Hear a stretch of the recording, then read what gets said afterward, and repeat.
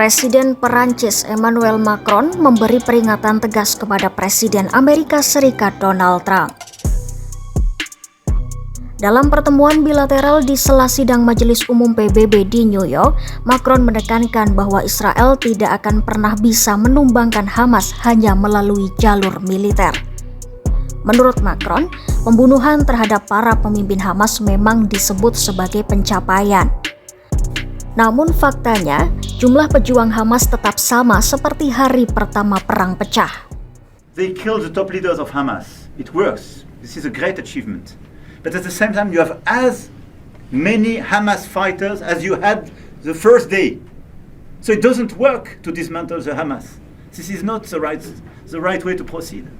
So we need a full-fledged process, and we worked very hard on the day after.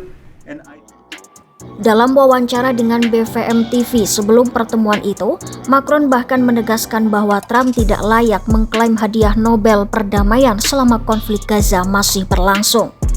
Menurut Macron, Amerika Serikat berada pada posisi terbaik untuk menghentikan perang karena Washington terus memasok senjata bagi Israel.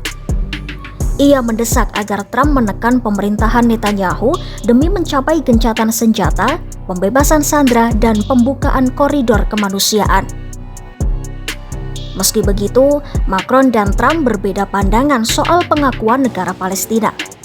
Macron menegaskan bahwa solusi politik adalah keharusan, sementara Trump menilai pengakuan Palestina justru memberi hadiah atas serangan Hamas pada 7 Oktober 2023. Macron juga menyatakan bahwa Perancis siap berkontribusi pada misi stabilisasi di Gaza, termasuk mendukung pemerintahan transisi yang melibatkan otoritas Palestina. Namun, Prancis baru akan membuka kedutaan besar bagi negara Palestina jika seluruh sandera dibebaskan dan gencatan senjata tercapai. Sementara itu, Trump tetap berpegang pada dukungan penuh terhadap Israel. Ia menyebut langkah sekutu-sekutu Barat termasuk Prancis untuk mengakui negara Palestina sebagai tindakan yang menghormati Hamas.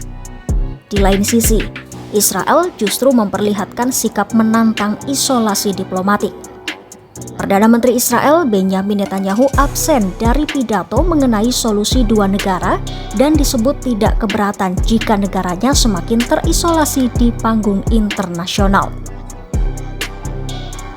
Sekretaris Jenderal PBB Antonio Guterres juga memperingatkan Israel agar tidak menanggapi tekanan global dengan mencaplok wilayah baru di tepi barat.